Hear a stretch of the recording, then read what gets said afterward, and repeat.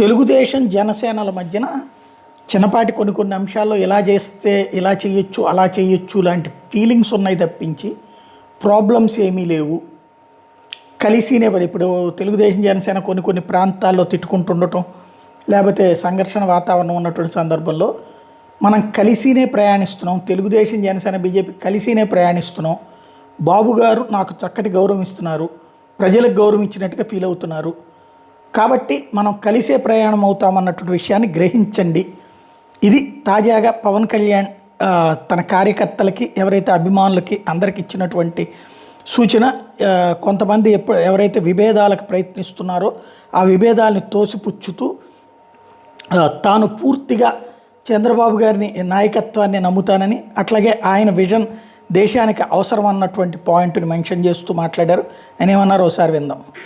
నన్ను ఇక్కడ నిలబెట్టి నాతో పాటు నాకు ఎప్పుడు గౌరవం తగ్గకుండా నాకు మనస్ఫూర్తిగా నాకు గౌరవం నాకు కాదు, నన్ను నమ్మిన ప్రజలకు గౌరవం ఇవ్వడం. ఆయన చెప్తారు అవసరం లేదు సార్ మీరు వదిలేసేయండి అంటే, లేదు నేను మీకు గౌరవం ఇవ్వాల్సిన అవసరం ఉంది, ఎందుకంటే మీ ప్రజలు మనం వెన్నంటూ ఉన్నారని ఆయన చిన్నది కూడా ఆలోచిస్తాను.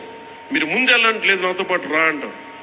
ఎందుకంటే నేను అలాంటి సీనియర్ నాయకులకి నాకు ఎంత గౌరవం ఇవ్వాలో నాకు తెలుసు. ఆ గౌరవాన్ని ఏ రోజు కూడా నేను తగ్గించను.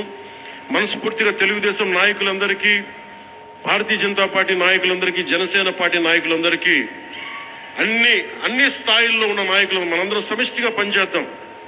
చంద్రబాబు గారితో నేను ఎలా కలిసి పనిచేస్తున్నానో, కొన్ని సమస్యలు ఉన్నా మనకి అప్పుడప్పుడు ఉంటాయి, కొన్ని సమస్యలు ఇలా ఎందుకు చూడకూడదు అలా ఎందుకు చూడకూడదు ఉంటాయి, కానీ వీటన్నిటి అధిగమించి వెళ్ళటమే మన ప్రజలు మనకిచ్చిన ఈ మ్యాండేట్. దీన్ని గౌరవించాలని మనస్ఫూర్తిగా కోరుకుంటూ, గౌరవ ముఖ్యమంత్రి చంద్రబాబు నాయుడు గారికి మరోమారు ధన్యవాదాలు తెలుపుకుంటూ, అద్భుతమైన ఈ బాబు గారి విజన్కి సంబంధించినటువంటి అంశం నేపథ్యంలో